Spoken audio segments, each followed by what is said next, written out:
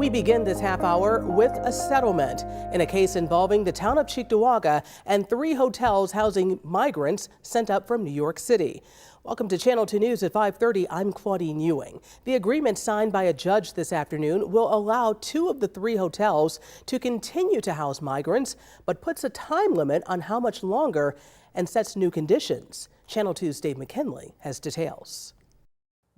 The settlement was approved by the Cheektowaga Town Board last night after weeks of back and forth in the courtroom of State Supreme Court Justice Emilio Colliavacchio. Among other things, the agreement stipulates that all migrants will be moved out of the Best Western Galleria Hotel on Dingens Street within a week, and no more will be placed there. The 2 sides also agree to reduce the number of single men staying at 2 hotels on Genesee Street near the airport, the Best Western and the Quality Inn, and that when any single men move out, no others will be allowed to move in, only families there from now on. The owners of the hotels on Genesee Street will also have to provide town officials with a true and accurate list of the number of migrants staying there and update it monthly. Also, in 14 months by the end of 2024, all asylees have to be out of the hotels entirely and cannot be moved into any other hotels in the town of Cheektowaga after that.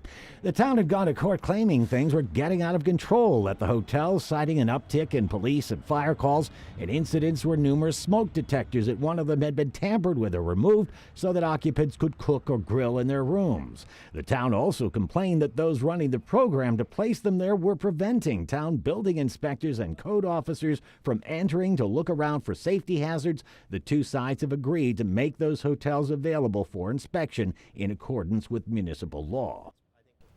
Dave joins us now, and Dave, in this negotiated settlement, it seems like the town got what it actually wanted.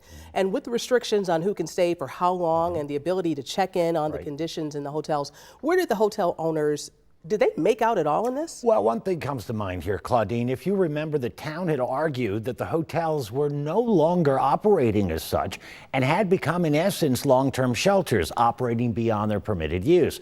The town proposed requiring those hotels to apply for a special use permit. That was something the lawyer for the hotels fought mightily. He said he doubted the town would ever approve those permits. So with that off the table, it allows hotels to continue to house the migrants, albeit under new parameters and for a defined time period longer.